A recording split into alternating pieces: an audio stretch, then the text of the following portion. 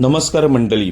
बैलगाडा क्षेत्रातील देव वृत्सम द्वादशम हिंद केसरी बकासूरच्या दावणीतील महाराज तसेच कारुंडे एक्सप्रेस चिक्या यांच्याबद्दल मी अपडेट घेऊन आलेलो आहे.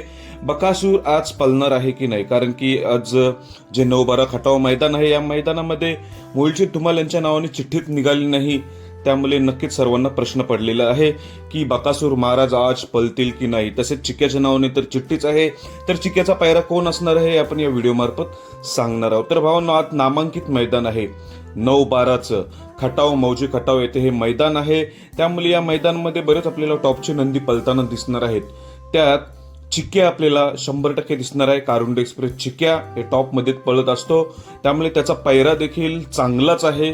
तो पायरा म्हणजे देवखिंडी साखरवाडीचा बावऱ्यासोबत चांगला टॉप मध्ये पळतोय. हा देवखिंडी साखरवाडीचा बावरे आणि चिक्या ही जोडी आपल्याला 9-12 खटाव मैदानामध्ये पळताना दिसणार आहे. आणि दुसरी अपडेट, बकासूरच्या दावणीतील महाराज आज पळताना दिसणार आहे 100%. महाराजचा पायरा देखील चांगलाच आहे असं समजतोय. अंदाज कंदूरचा राजासोबत असू शकतो, एक अंदाज तो पायरा आहे. कंदूर राजा आणि महाराज ही जोडी असू शकते. आणि आपला लाडका सर्व बैलगाडा क्षेत्रातील देव बकासूर. तर भावांनो, बकासूरचे अपडेट असे आहे, बकासूर आज पळणार नाही अशी अपडेट येतोय. कारण की पूर्णपणे माहिती नाही मिळाली बकासूर का पळणार नाही.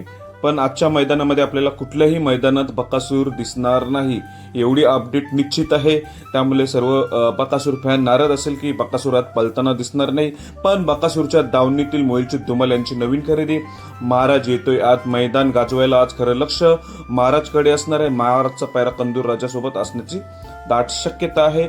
बघूया, आज महाराजला शुभेच्छा देऊया, आजचा पळ बघूया. धन्यवाद.